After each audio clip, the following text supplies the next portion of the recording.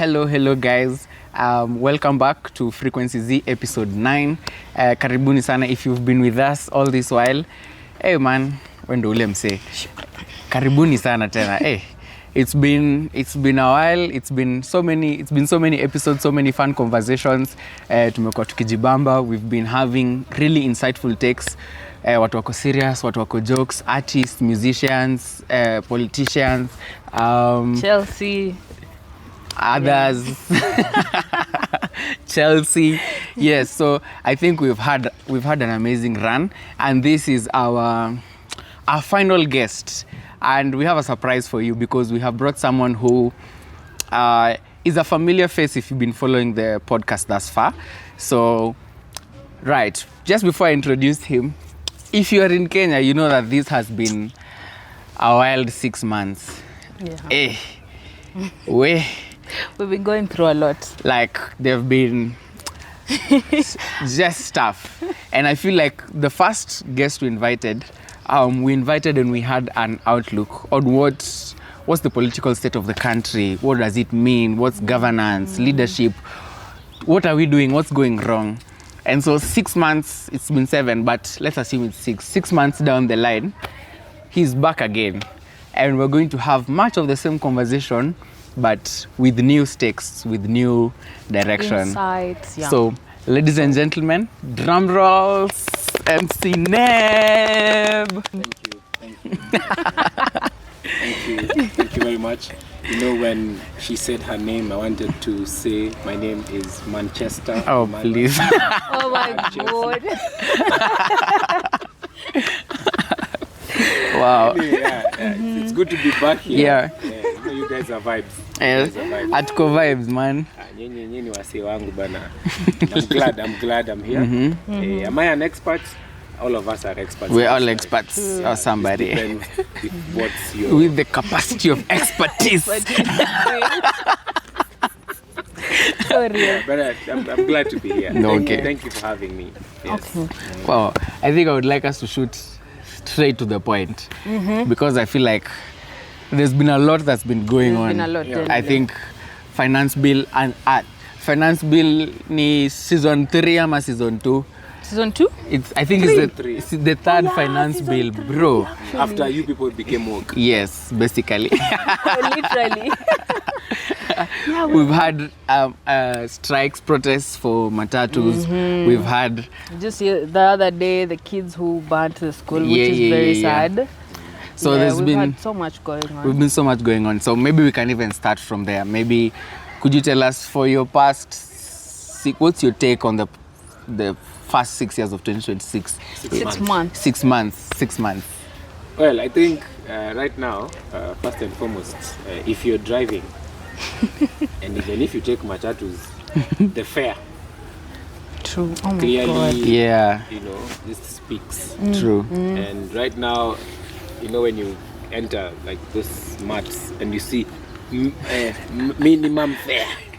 Is it minimum fare? Inakuwa TBT. Oh, Inakwanga minimum Minimum na na maximum. I've maximum. never actually So seen that. minimum fare right now, Yeah. place kitambo ilikuwanga 10 bob, ni 30. True. Very true. Okay? Maximum fare depending on where you're going. Kuna wengine maximum fare imefika 250. Hiyo ni lita moja ya mafuta. Hey. Like imagine fare yako Ni Why not? 250. Yeah. ni lita.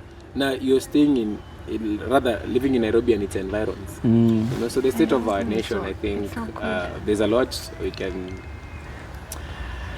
I don't think there's a lot to be happy, and it's unfortunate. And healthcare system, Yeah. opportunities for young people, Yeah. so many jobs that we were promised. Yeah. Even Yes. I'm still looking for one. I am a recent graduate. And these jobs, you know, but when you listen to our leaders, they say, you know, be innovative. You Think know, out the box. Yes, you know, our time, it was easy. Your time, it's not easy, yet they're the ones who should make it a bit easier. Is Yeah, 'cause usually you were there. you tend to ask who set that system up. And then also now the crazy things that are happening in our institutions. But maybe when we'll get to talk about that, there's maybe a perspective I'll give. And Yeah. it's based on monkey see, monkey do kind of thing. Yeah. You know? Very true, actually. Yeah. Then again, finance bill. Finance bill. But ideally, for me, this time round, I am glad that they were straightforward. Yeah. You get, because sometimes 2024, the reason why we went to the streets is because there was a lot of, like, this is what we are pushing, but But there's something, yeah. So this time round, it was a bit. There was more clarity. Yeah, it was very clear. Oh, yeah. But unfortunately, also as young people, and we have influencers, and this one goes out to influencers who chase clout with civic education. Personally, I don't like that. Interesting. I saw, I think it was 12 hours. It was like 12 hours to the deadline of public participation, apparently, where everyone was out there. Have you read? The link was being sent. But for me, my question is, I've never had this influencers or people who are there teaching the citizens or the people they influence the budget making process. When does it start? Yeah. Because finance bill is huko mwisho. Yes. I think there's the Public Finance Management Act of 2012, which is very critical for anyone to read. You can just go and check it out. You can Google actually. So it stipulates the budget making process, and it starts with in the different ministries, state corporations. Yeah.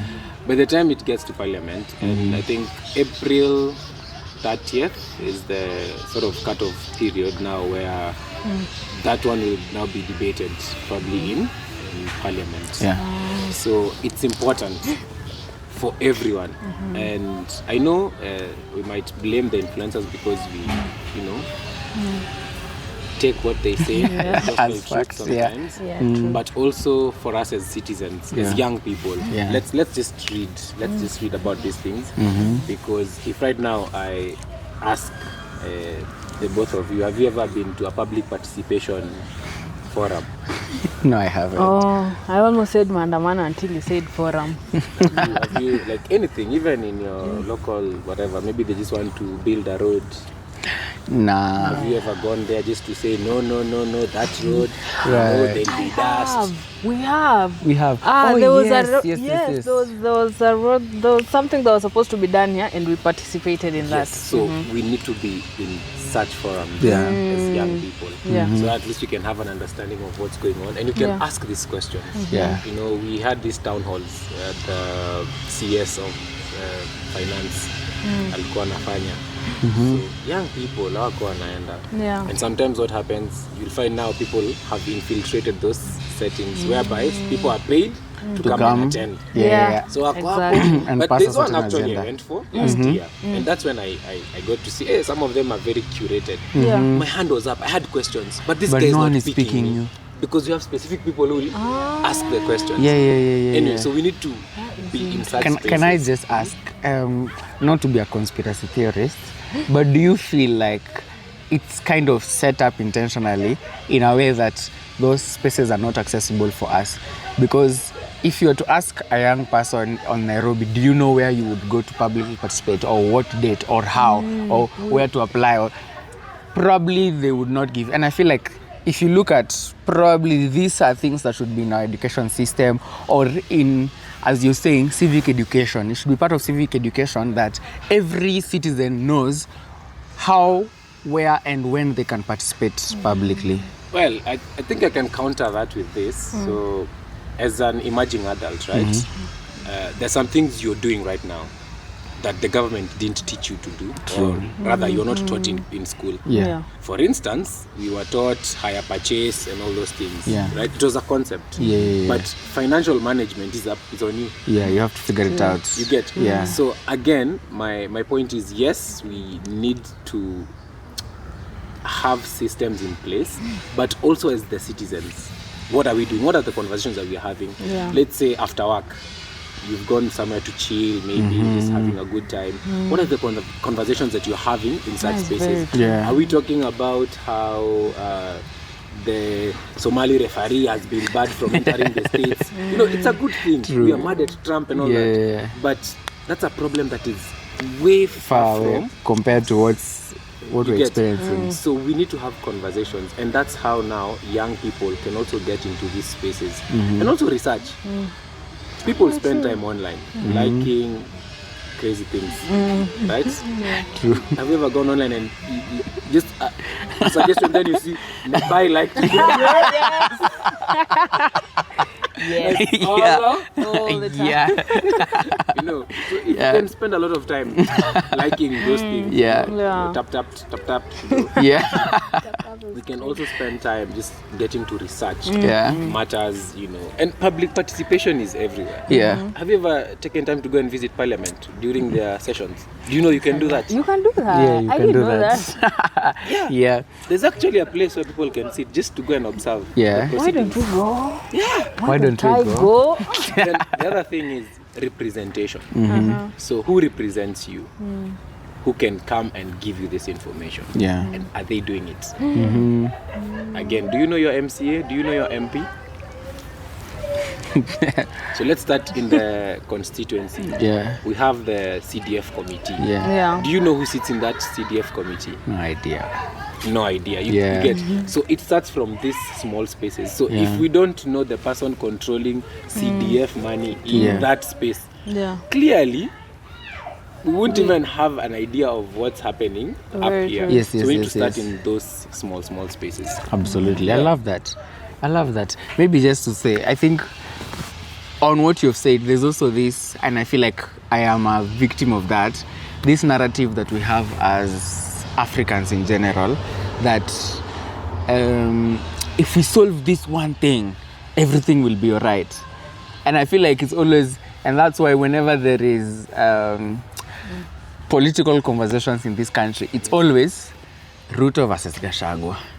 It's always like, if we remove Ruto, everything will be good. Like, Yeah, real though. And to add on that, like the other thing I've seen online, I'm okay with it, but not very okay with it.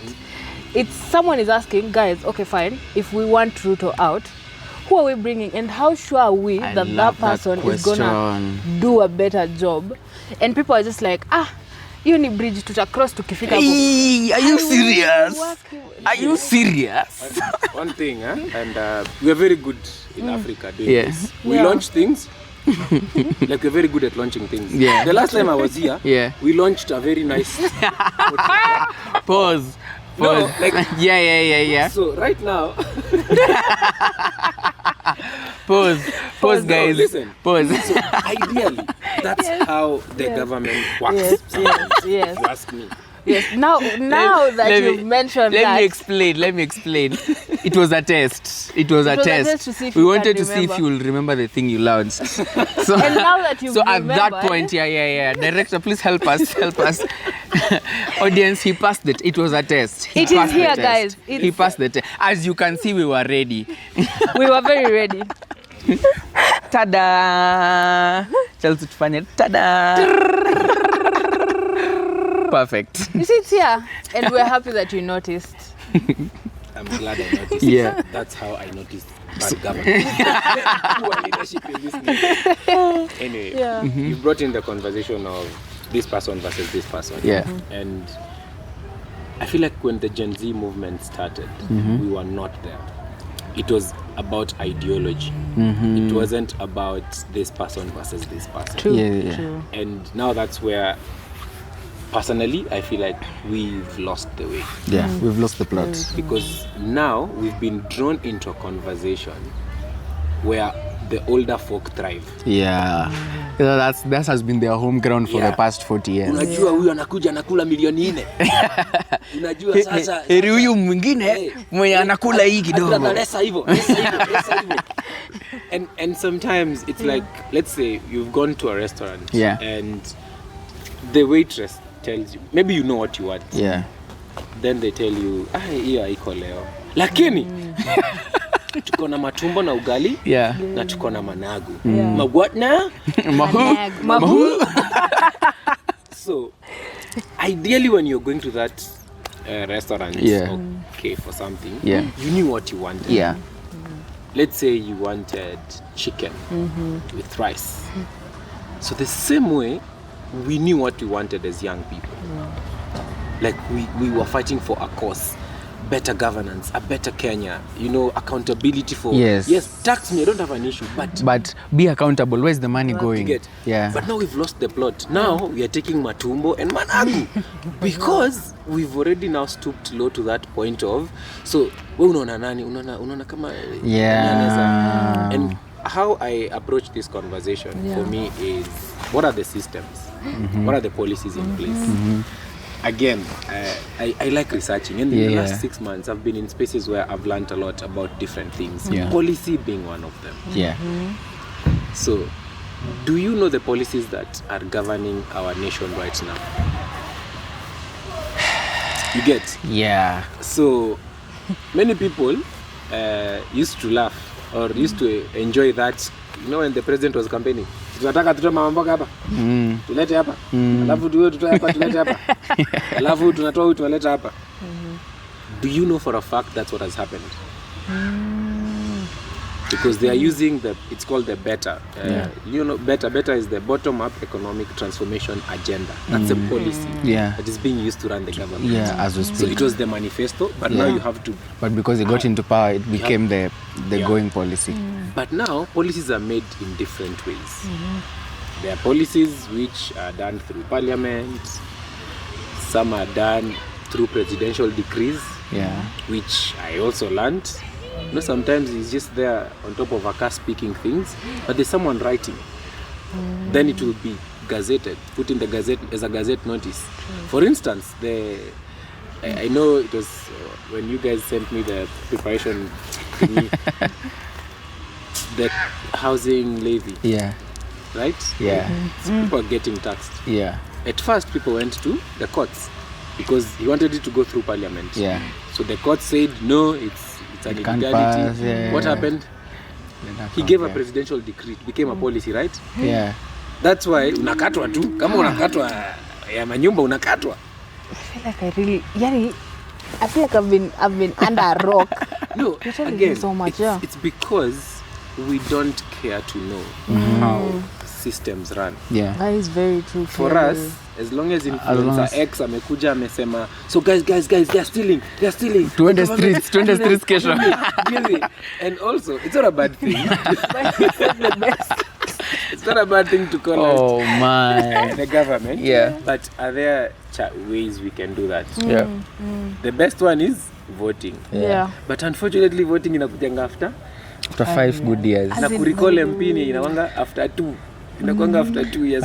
Fanya damage man. Saizi unaweza anza kurecall MP wako utasema acha tu tumpe 1 year tu. Amalizange tu. So I think for me we need to, especially as young people, know how the system works and how we can also be in these spaces. Right. Yeah. Do you know anyone who works for the government who's young? Like a friend, you I have a was friend? hoping it was gonna I be do you. have a friend. Yeah, I do.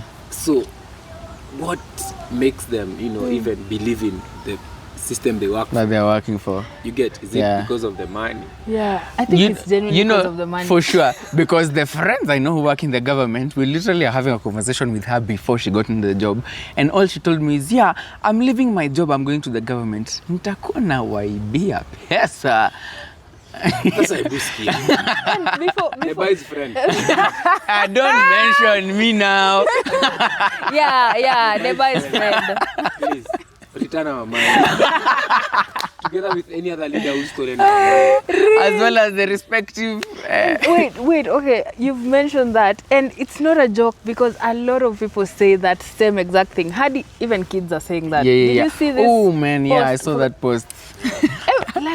Kids being asked if you are president for a day. Some... But it's ethos.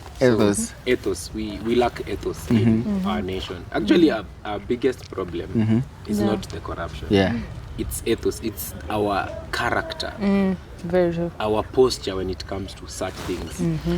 If right now, let's say here, when I say tetu ni poa tuko na hapa tu sweet tuko lit. Yeah. So if I came here and after the shoot nichukue hizo sweet zote niende nayo. I hope I was Ama soft launch zidisappear hivyo ndo moja. utafanya. Mimi nasema unaona lakini kuna difference. Yeah. Yes. If after the shoot you're just like thank you guys. nizirushe kwa bagi yangu. Yeah. There's a problem with So me. funny. Yeah. Because honestly, how many Yeah, suits do I like- need? Yeah, real though. Like Based on the setting. Yeah. How many other guests will come? Yeah. And it's the same way. Na hii kuiba inaanzanga kila mahali. true. The other day, Matatu, I think it's one of the big circles, the drivers and conductors were complaining that now the management of the circle wameanza kuitisha pesa mingi. So operation inaanzia wapi? Anze huko. So huyo mtu ukiingia kwa matatu wewe as A passenger. a passenger akwambie fare ni 100, umwambie sina niko na 80. They won't care. Yeah. Even the other case of the young man who was thrown out of Yeah. moving matatu and all Yeah. that, and he passed unfortunately. You see, so we are so inclined to getting, having, Taking. so we don't care about like we don't have humanity, and ethos actually revolves around humanity. I love that. Yeah. Because if right now you're in need, but I can do anything to use your need for my gain, Personal benefit. Probability is that's a very bad thing. It's a cruel thing, man. and most people would go for that. They would use I feel like your that's the going culture that we are bringing up our kids, our younger brothers with. It's the culture realistically that we grew up with. A culture of take as much as you can from the system while you can, Very and true. get out while it's still Yeah. going. Before EACC. Before basically before thing, because it's the same meme of corruption is bad, but if I am involved, I will defend it. I don't know. Wait. I feel like I have a very I just say it. Sema kutoka. Sema ikutoke. Okay, ungekuwa hapo realistically if That's a you good were there. question. If you was there. Do you That's think the you same 'cause you question that see, someone says sometimes everyone I has a say- price. Yes, because sometimes I say it's not that wenye walikuwa pia before hawako wanaiba. I think it's just a matter of you still, it's not right, but I think it's just a matter of still, but at the same time let us see that you're actually doing something, but I don't think that's right. Let me hear. I would love to hear the response. Because everyone Let me answer it probability first. Yeah. From a personal Yeah. level. I think I do not do that. And based on the different spaces I've been in, and there are people who are out there who can speak and just, give a testimony of this. Yeah. I was a student leader, Yeah. okay? I was in charge of welfare and events, right? Pesa yote iko bwana. Obviously, yeah. budget ni nani? Ni wewe. Wewe. Like, hizo vitu zote. Yes. But what I did for me, when we got into office, I told the team, I told them, this student's money is very little for us to eat. And during our reign, Yeah. students used to wonder how we hacked pulling some events, because at some point we used to even chip in. Like we'd go back to our pockets for the sake of what you're doing. Yeah. And the moment you understand that these resources are for this These people, purpose yeah. and these people, and for you, for instance, if most of our government, senior government officials, Yeah. Yeah. so the government buys you a car, it gives you stuff, it Gives takes you- care of you, Properly. but you still come and steal from us. I genuinely don't get how. Get. Yeah. But now, why I'm saying ethos, like it's the foundation. It's the principle. Yes, what do you stand for? Yeah. And the other aspect is contentment. I know different like religious circles approach it differently. Yeah. I know for Christians it's different, for Muslims it's different, the Hindus and all. Like everyone approaches that conversion of contentment differently. Differently. Yeah. So, for instance, if you go to, let's say, they call the Hare Krishnas. Yeah. For them, they come from a culture of giving. Yeah. True. So they'll prepare a meal, but if they know there's someone Outside who is outside, not. they usually like have a plate. Yeah. So even if they're setting the table, they Yeah. know this plate is for that person. Yeah. And those guys have plenty. Yeah.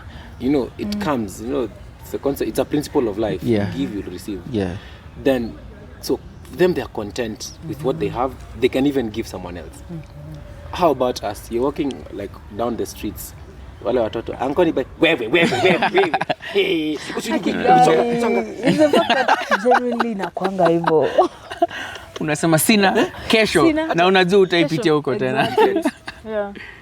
Because that's how. That's basically the model yeah. of Yeah. behavior or For someone else giving alms, Yeah. is their model. That's the principle, yeah. for someone else it's a hustle. Likupatia ya nini? Kafanye kazi. Unakaa kwa barabara. Ambia mama yako kafanye kazi. Mbona mnakuja kuomba? Very true. You know. Yeah. So ideally, what does contentment look like for you? If you're given this job, you have it. You have people who work multiple jobs. And Yeah. again, it's a culture. You see, we can't say this about people in the Western culture where you have to work like 5 jobs. Sijui loyalty, nini, what you're people. given. There, every hour matters. Yeah. Because if you're living in New York, like an apartment, let's say you've a group of 5 people, you've taken an apartment and you're paying like 600 Gs. So you have to work. You do. Little and a lot of jobs. I see most of them at 18 they're like, yeah, so come with me to my second job. So again, we need to be content as Yeah. young people. Yeah. So whatever you have, appreciate, then work towards the next level. Yeah. The other day, I got a chance to be emceeing some leadership thingy. Yeah. So one of the speakers was the secretary to the cabinet. Yeah. And I learned a lot because this is the person who takes minutes for the government. Oof. You get? Yeah. Right? And when I heard her story, where she started from, you know, for us, we want to, Immediately.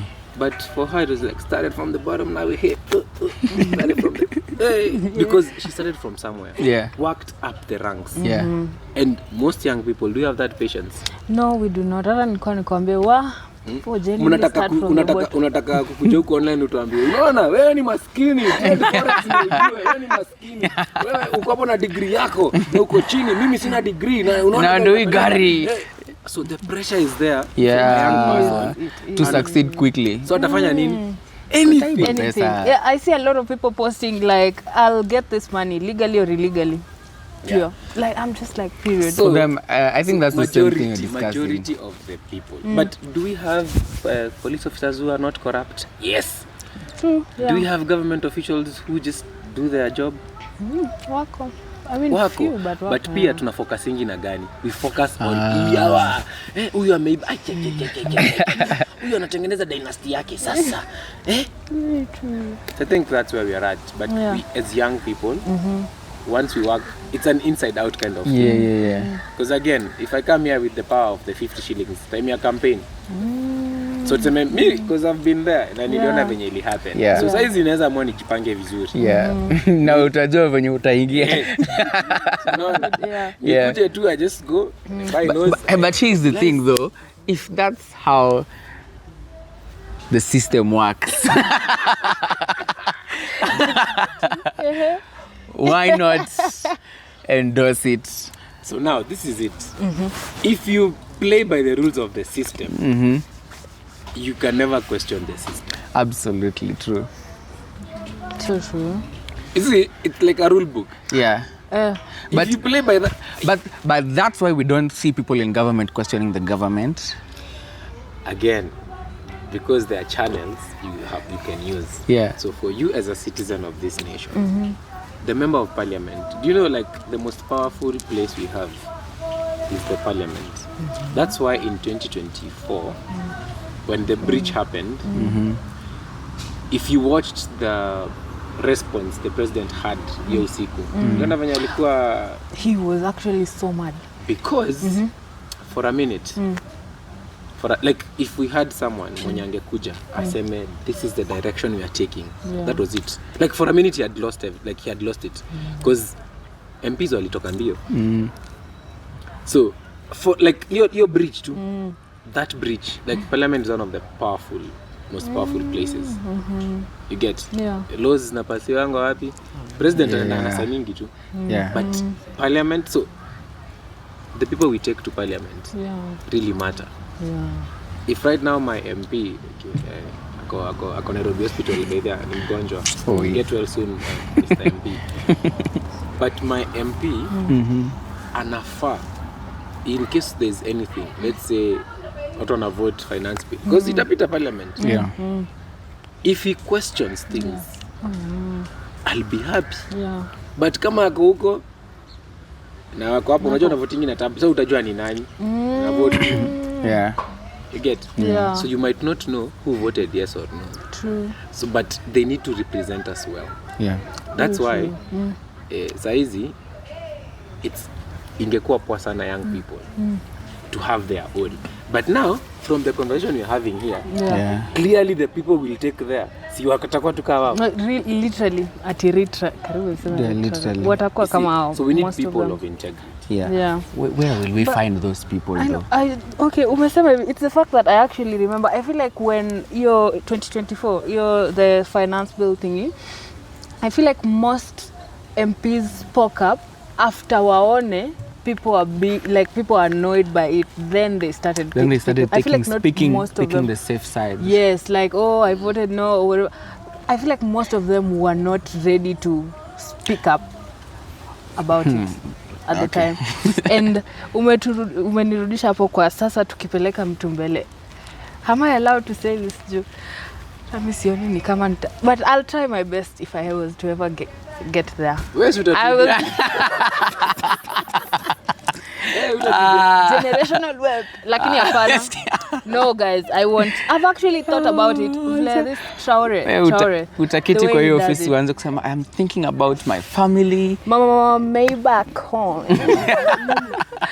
No, like the way he runs his country, because nilikuwa nasoma and sometimes I think he genuinely goes into his own pockets to do some things, and I'm like, that would be very interesting if we had such a president, and I feel like I can do something like that, but I'm not sure. Anyway, we need, first and foremost, we need to understand the different forms of governance. Dictatorship. Oh yeah, he's an enemy by the way. So sisi tuko in a democracy. Before useme But kitu. hold up. Before. Wacha tu amalize. I Okay, know the question sawa. you're about to ask. It is hold up here. Yes. And So one thing about Kenya that sometimes, I think the moment a Kenyan travels to other countries in Africa, you appreciate our country when it comes to governance and leadership. I think I mentioned during our first episode, in Kenya we've had transfer of power from a president actually to another president. to another one, Yes. another one, another one. another one. I know. So there's that aspect of Kenya being a democracy. Let's just look at our neighbors, Uganda. So Museveni got into power through a coup, right? Yeah. He did overthrow the government. So again, we can't be like them. Yeah. They can't be like us. Yeah. Traore, how did he take power? It was a coup, a military coup. Yeah. So one thing about such leaders is the way they lead their nations. You see right now, I think like 2 weeks ago I had that gathering with leaders from East Africa, and these guys were, so we were at the national prayer breakfast. So these guys were actually like, you guys call out your president, like we're in the presence of your president, but you guys are just saying no one time and all that. They were shocked. Imagine, so the president is there giving a speech. Yeah. Women are out to talk like, aye. You get, Yeah. in their countries. Yeah. You They that's it. You would At least Most we are of going them to the actually streets. can't.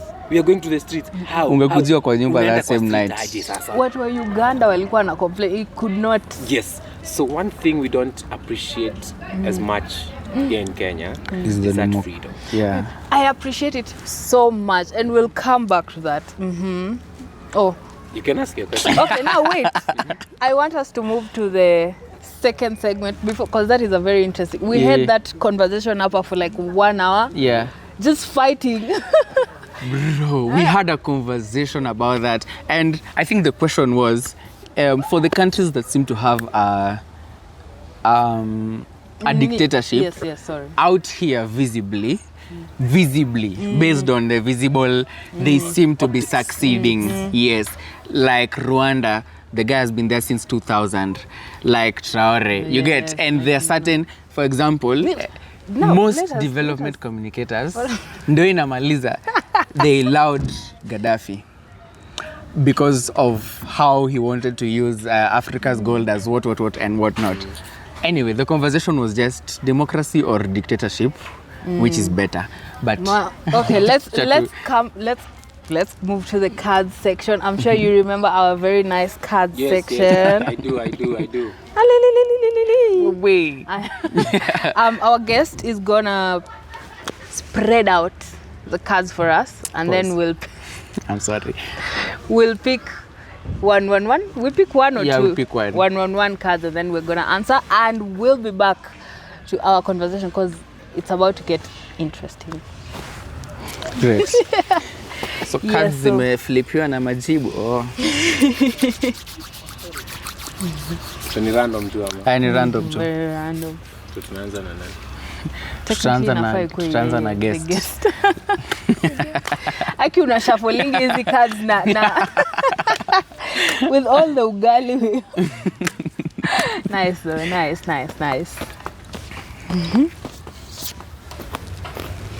Pick the top one. Wacha mambo mob. Sawa. It's the top one, guys. All right. We can start with the guests. Yes. You can. Like huge.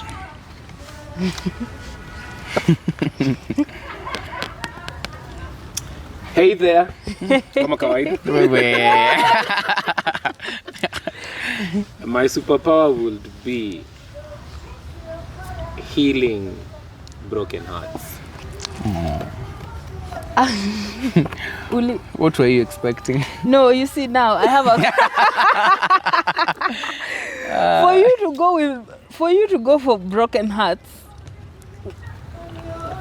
You see, I thought ungesema healing. Broken hearts. What?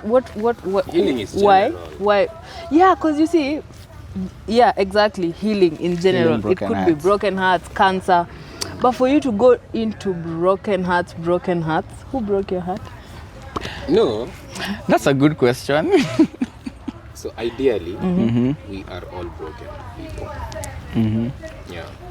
In one or another, there's something that probably you've experienced that really broke your heart. So it doesn't have to be someone breaking your heart. It could be even like a life event. Yeah. You know, let's say you wake up one day and you can't see.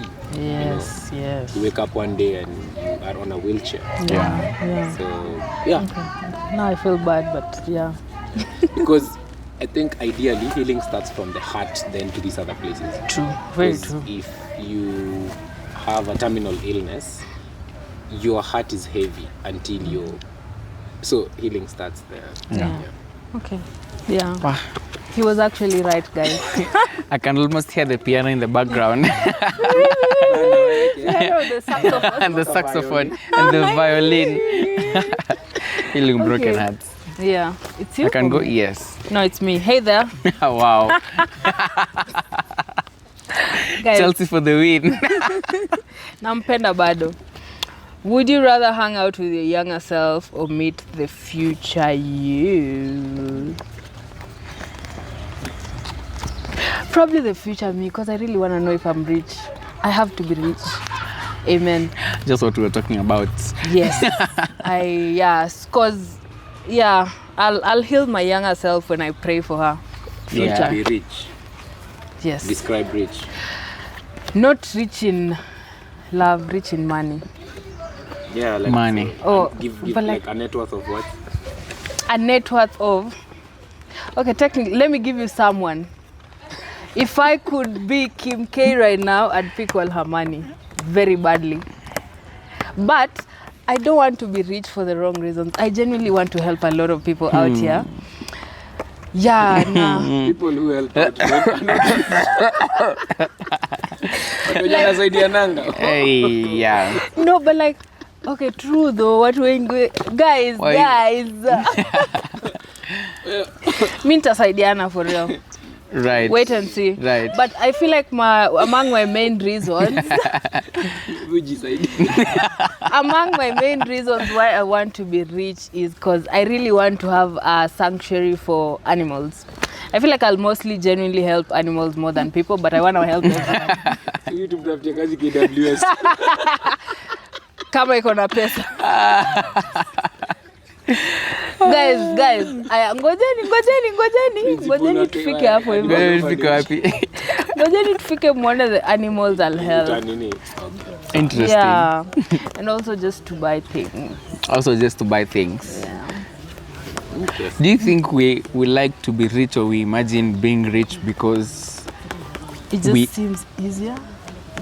That, and because we see people being rich, so we are like, I want that, more than knowing what it entails. Because I also have that desire, like, I don't think there's anyone who is walking around. Maybe there are. Maybe there's someone who is walking around saying, yeah, I'm comfortable being poor. I don't mind. Yeah, like I'm sure, for various reasons, I'm sure there are people like, but I feel like a majority of us, I think it's where your values come from. Because I know people who, funny enough, they don't live in Nairobi. So when I go to visit them, the contentment they have with life, you can tell what they define as rich is very different than what you or I would define as rich. Because for them, they're like, my dad is in good health, my mom is in good health, my my sister has Amanda Shule, and that, guys, that's a win for them. That's, I'm rich. And then sometimes you'll hear your parents say that, and then you'll be like, wow, yeah, yes, and but imagine all that and money. Anyway, conversation for another day. I mean, bado mmeniacha vibaya, sorry. No, niko sawa. Money. Money. But I will use it for good. I feel like ananishu. It's the we hope so. Zuri 5 years. 5. Hata 5 ni mbali. 3. Amen. I don't know. Mimi nakutembelea. Sawa. Lazima tukulie odo. Yes. Kujeni. Lazima tupelekwe Hayat region. Yeah. You don't need help. Lord. Like you're just going to hang out, tuambie venye uko rich. So tuko pale hivi JW Marriott. Mtakuwa kwa yacht. You know, guys, ni Mungu, ni God. Like ni God. Trust in the Lord. Anafanya hivi wanamleta. Yeah, as I was saying, ni God. Guys, hawa watu hawaniamini. But yeah, we can My turn. Yes. Hey there. The world needs more of. I would say the world needs more of humanity. And I feel like this is a conversation we had with one of our guests there, and they gave this answer. I feel like the world needs more of humanity. I don't know, tumeshajibu swali. Nikuwe serious.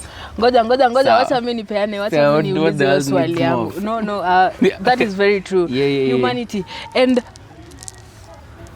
yes, that is very true. The world needs more of humanity. Why I will always support that point. Man, I don't like the amount of dead animals I see.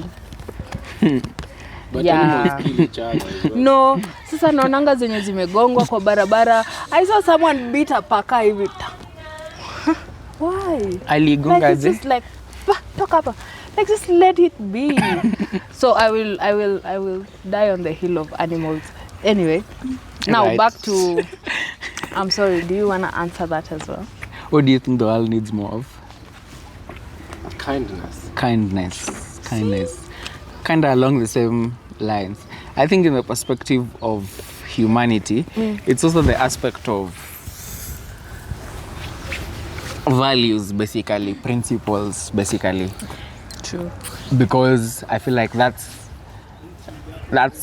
kind of what helps us live together with one another without tearing each other apart. That is a sense of I believe in the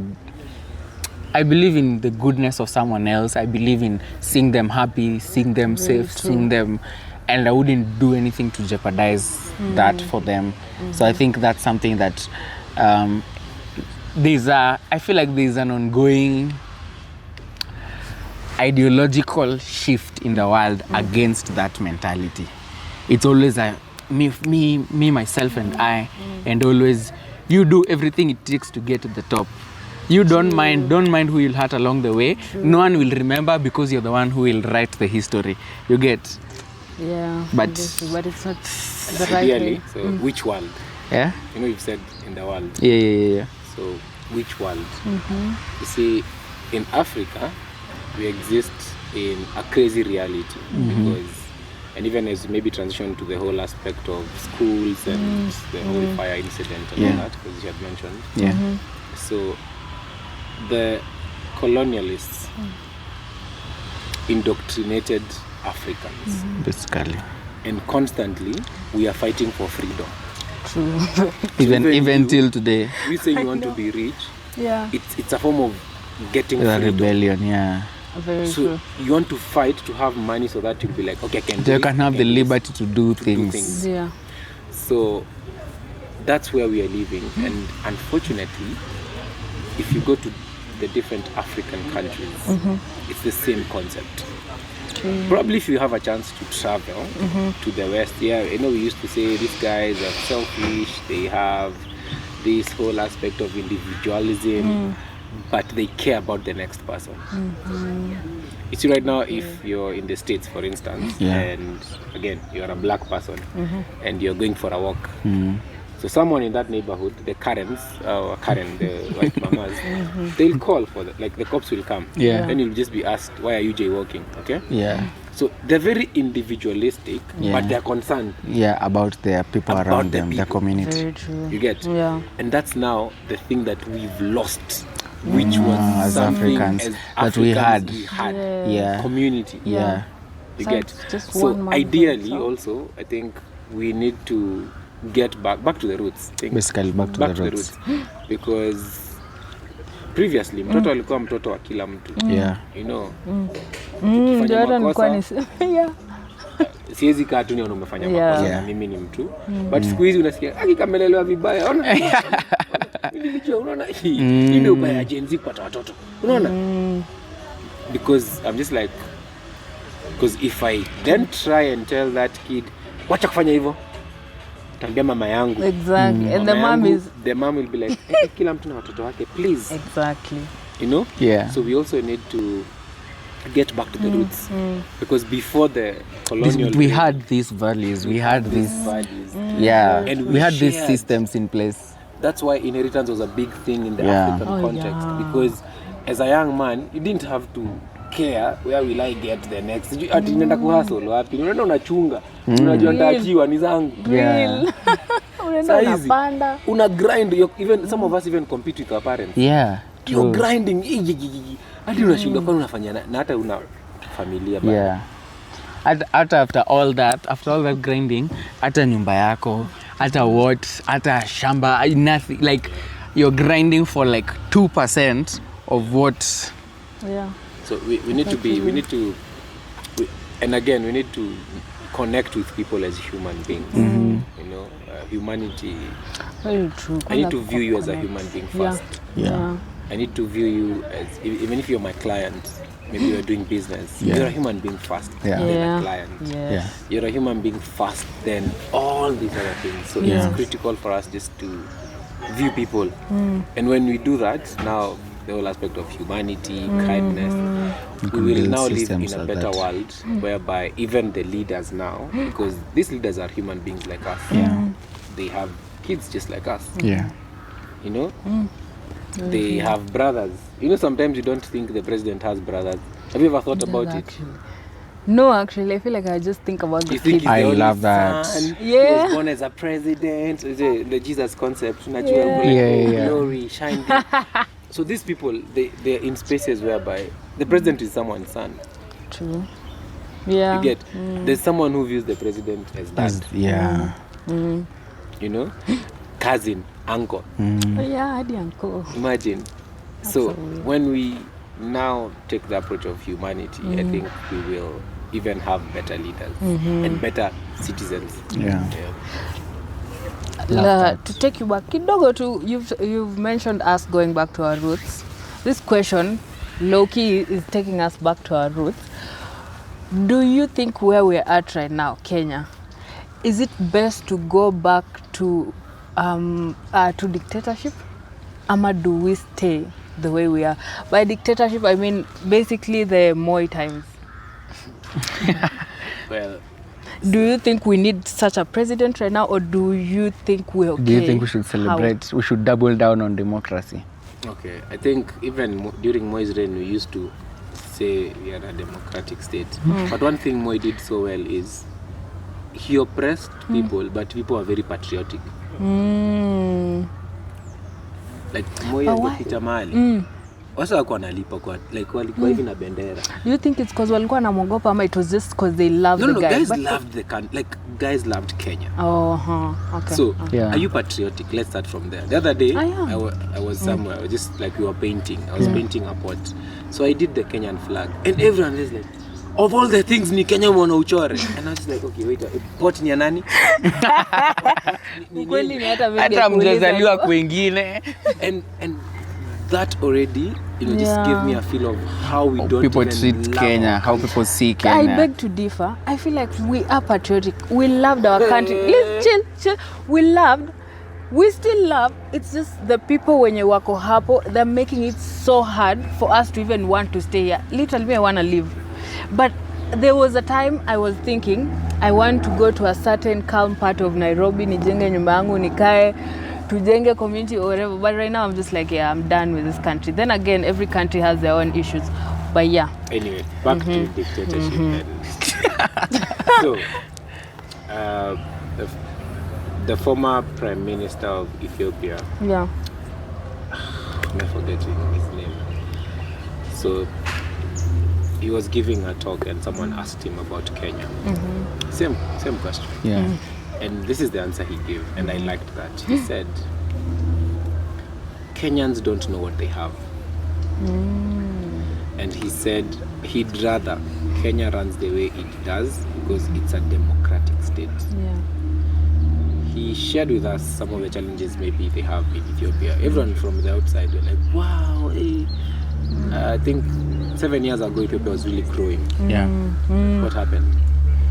Right now, it's like a police state. You can't talk. You can't, Yeah. See the way, we I was trying to pass that we point. have, let me tell you, if you guys thought we are in a dictatorship, you're wrong. But you can go on TikTok, do a live video insulting the president, insulting The president and his mother and his And sister and everyone. And his systems and in that policies. day you'll have a meal Eat and sleep and wake up Let me and tell thank you, God. we are in a democratic state. Try Museveni. Try him. Just go online on TikTok and say, Yeah. go back to the other country you mentioned. Rwanda. Yeah. From the outside, they're doing good. Yeah. But are the people there feeling that? Then the other thing I usually say is, think about it when this person leaves office. Right now it's fun. And Yeah. the reason why Museveni has his son as a army chief, why? It's because this is my blood.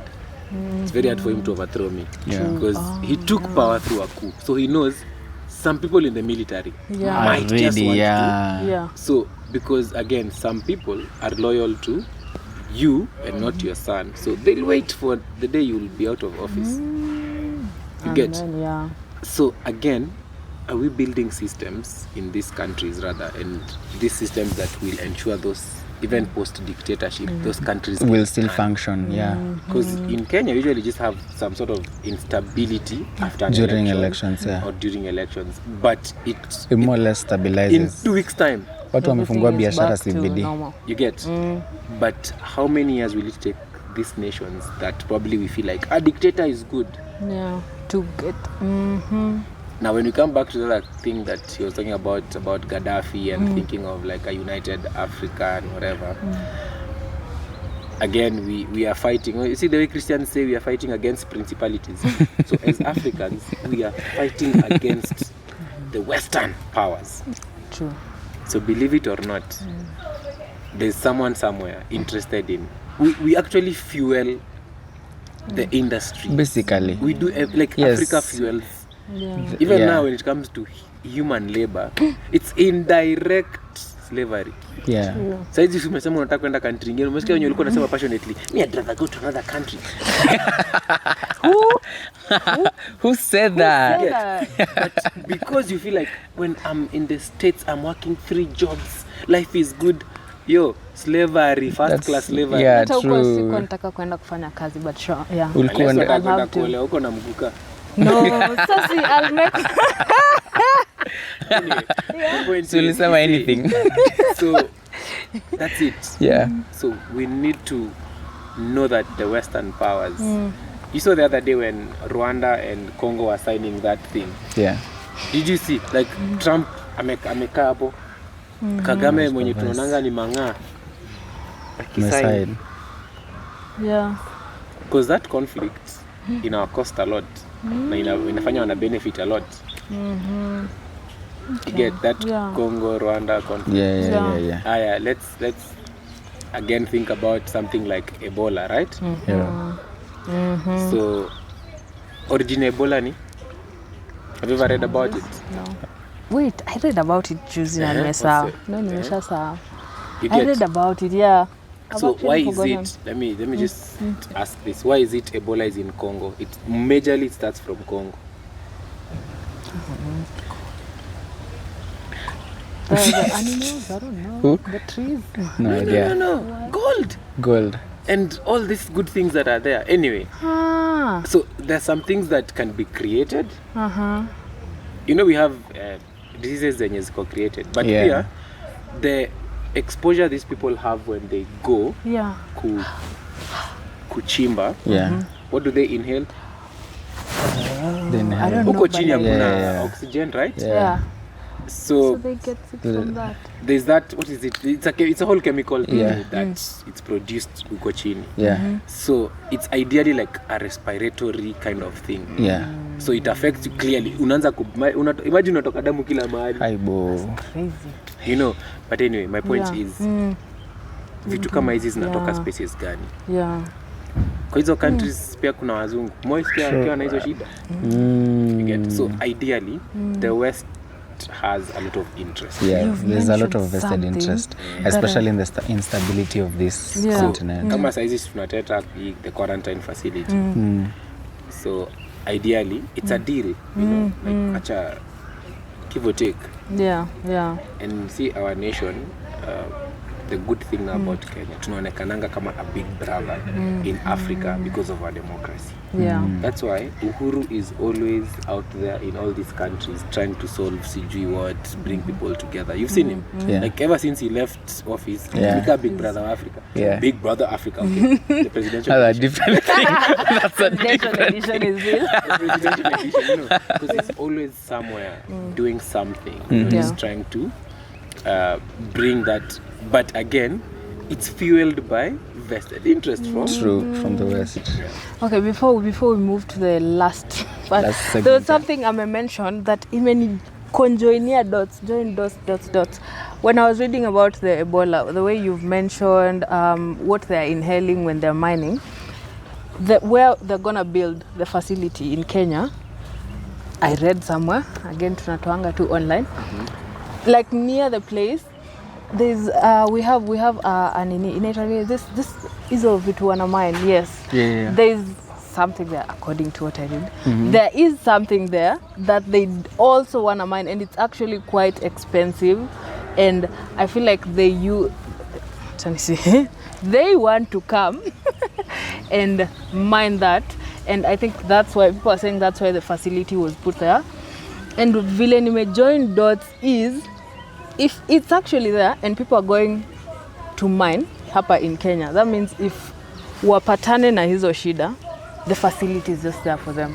I mean, that is what I'm thinking. It's giving that, but I'm not so sure about that. It's good to have conspiracy. Yeah, it's actually a conspiracy, Actually, guys. so Yeah. in Nanyuki we have so many. Okay, we have like training camps Yeah. for the British Army. Yes.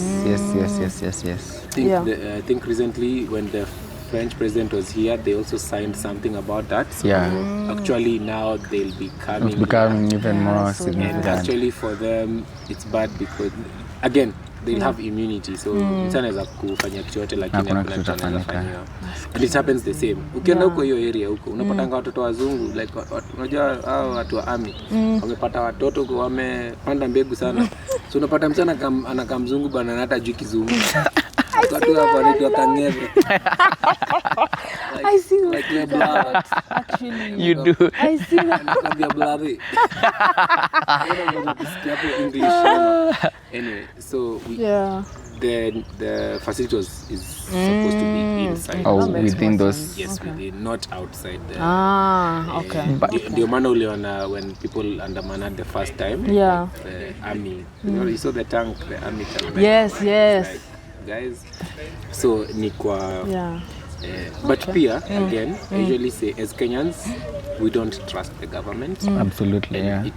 It might take a lot of time for us to get there. We don't trust anything about the government. If tomorrow the president says kila mtu apewe 10,000 kesho asubuhi, tutachukua hiyo pesa. Alafu Tuendelea pesa- nini. You know, Tunaanza like They'll be like- nini we are being So, tunafichwa. for me, my charge to anyone Yeah. is let's try to even have a soft spot for government institutions. But we don't. At all, we don't. Thing is, we absolutely don't, but then it's also that continuous frustration that has been built from these systems disappointing us. But are there not positive things that we can take and just say like, Now, wow. that's a conversation we should have about the media and media framing. Yeah, now there's that. But You see, Yeah. I'll give an example. Yeah. So I attended the National Prayer Breakfast. That day, Kenya ilikuwa hivi. Hadi wenye tuko huko ndani tunasema guys, sisi ni Illuminati. Someone sent something. Oh, the prayer breakfast is full of thieves, cartels, sijui nini. Yeah. I was reading the list, I'm wondering. Na mimi Wewe ni uko gani? wapi? you must be one of them. So during the prayer breakfast, we had a great speaker, an amazing speaker. He's called Chris Rwakasisi. He's from Uganda, the senior presidential advisor. He was talking about forgiveness and reconciliation. So last year, I happened to attend Uganda's prayer breakfast, and that was The actually same. what he. So I was like, wow, very timely. Do you know, nowhere in this country anyone shared something about That- the keynote speaker? Prayer breakfast yote, hii media yote ilikava nini? We'll The cover president's speech. They Then everyone was like, oh, he didn't say anything about the the fire. nini, yeah, about Oh, the yeah. the ninis who Complaining. died. Yeah, When yeah, he yeah. was finishing his speech, I was there, and the people who were there can actually bear me witness because we were watching online, and it was a split screen because Murkomen had gone to Utumishi. So it was a split screen. Prayer breakfast, no audio, Utumishi. The president actually said, it's a sad day for our nation. We've lost our daughters, and I'd like my wife to pray for these families. I was there with other Delegates. 4,000 Yeah. people, delegates, Yeah. But the media, Did not cover us. no one, the prayer was not even shared anywhere. I have. So, I'm on. Put a this pin. is it. Let's Listen. put a pin. According to everyone else, the fire had started at 12:30 a.m. You know, this country, they are inconsiderate, the leadership, they're just eating breakfast. After the CCTV footage came out, the fire was started at 3:06 a.m. So, you see, as Kenyans, we are quick to disseminate information, but also how the media, like the framing concept. Yeah. Basically. There's that thing, a famous media house, they usually host like a political thing, they sit there and critique everything. And I went and watched that thing, and I could tell they had an agenda, because they were had not on the they had an ground. intention to sell. I was just watching and wondering, hey, hizi zilifanyika huko mali nilikuwa. You get? Yeah. So that's the other problem we have as Kenyans. We don't have any form of trust. Yeah. And also now the media doesn't Yeah. make it better. Okay. But there's a lot I wanna say, but I think we need to The put next- we need to put a pin in this pin conversation. like And a I very think deep one. I'll be back. for that. I'll stop you there. I'll stop all of us there because we've we've had such an engaging conversation. At the best. I wish to go in episode 10, episode 11, episode 12, part 1, part 2, part 3. But yes, I think Neb, I'll allow you to give your final take on the whole conversation, where Kenya is at the last 6 months. What's 2027 is election, that's a whole other conversation. 13 months. We have 13 months and counting to that time. What can you say about that, just to wrap up? I think for me, what I'll say is, number one, it's the duty of every citizen. You might think you're young today, but age will catch up with you. And you'll live in a country whereby your kids will ask you, what did you do for us to have a better country? And that's the clarion call I have, especially to the young people. Yeah.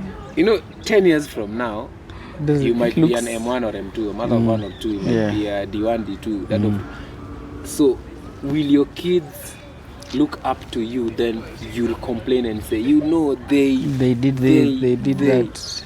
You get? So we need to, first and foremost, be informed. And I want to, any young person, before you open your mouth, be informed. Clarify that information. Because sometimes we speak from a point of ignorance. And there's a lot of misinformation. Clarify the information. You get? Yesterday someone shared about the High Court ruling that careless driving thing. So everyone was posting that because one of them, but they didn't post the whole ruling, which claims that the wording was different. So this person will still go and be charged, but it's the wording that are different. But the media, people picked that careless driving dropped, High Court. So we need to also clarify, be sensitive about what we're sharing, and be sensitive what we share, because right now we are getting to that season. Oh, you've done this. Oh, this person has done. For me, because I know I am an influential person, and sometimes people can take what I post as the gospel truth. I'm very careful. So sometimes I don't even comment on a matter because I have you don't have proof, or you don't have sufficient so information. I rarely jump onto these things because if I'm not sure. And again, the other thing, get the constitution. Katiba Institute gives out the physical constitutions. Enda patiwa ni bure.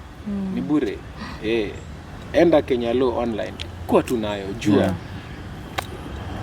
Be informed. I think that's the best thing. And also when you're going to vote, ensure you're very careful with MCA and MP position. Hizo zingine sina shida. MCA na MP very critical. Oh, governor as well. Only president wa county yako. True. True. But at least the person you can access. Be careful about who you're putting into that seat. Yes. And let's make Kenya great. And let's be patriotic. Mimi napenda Kenya great. Me I think tuko watano.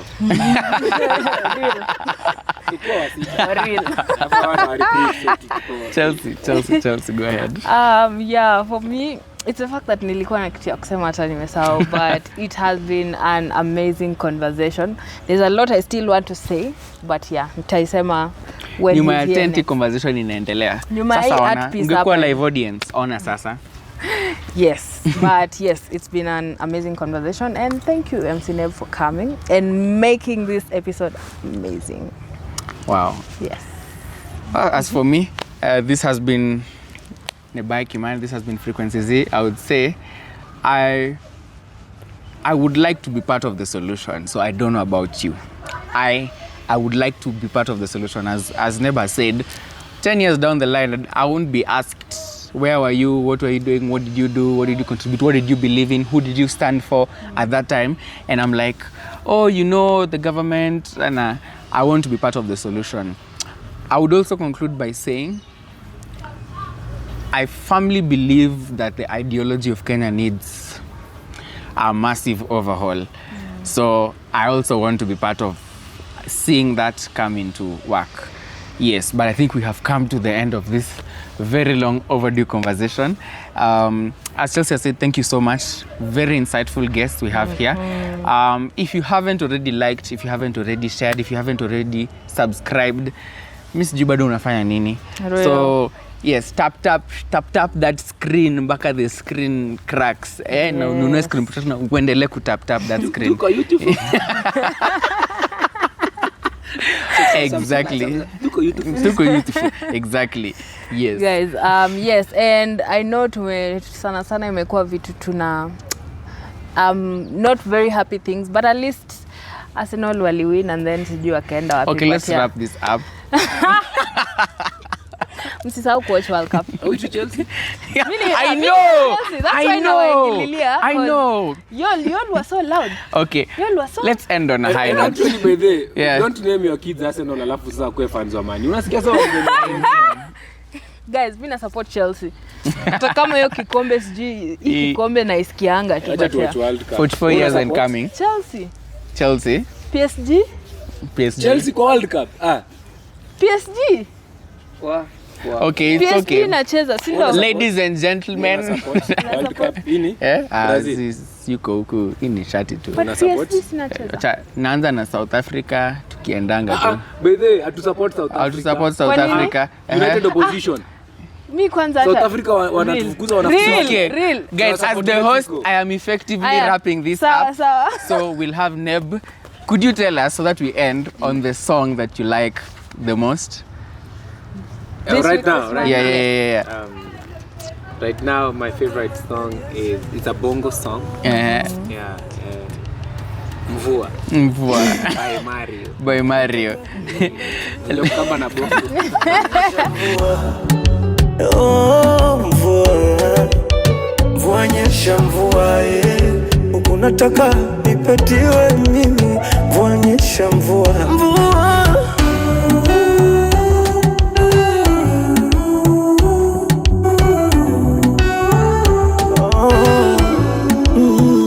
I wish ningekuwa na uwezo nimjenge mamake nyumba kali Mombasa, mama mzatema kaweza tena, ningekuwa na uwezo ngemletea babake hata kaverusa, baba mzatema kaweza, maana ingekuwa mapenzi safari. Okay. Ladies and gentlemen, that has been it. Tutaonana next time. Bye bye. Mimi na wewe ni mtu na mtu.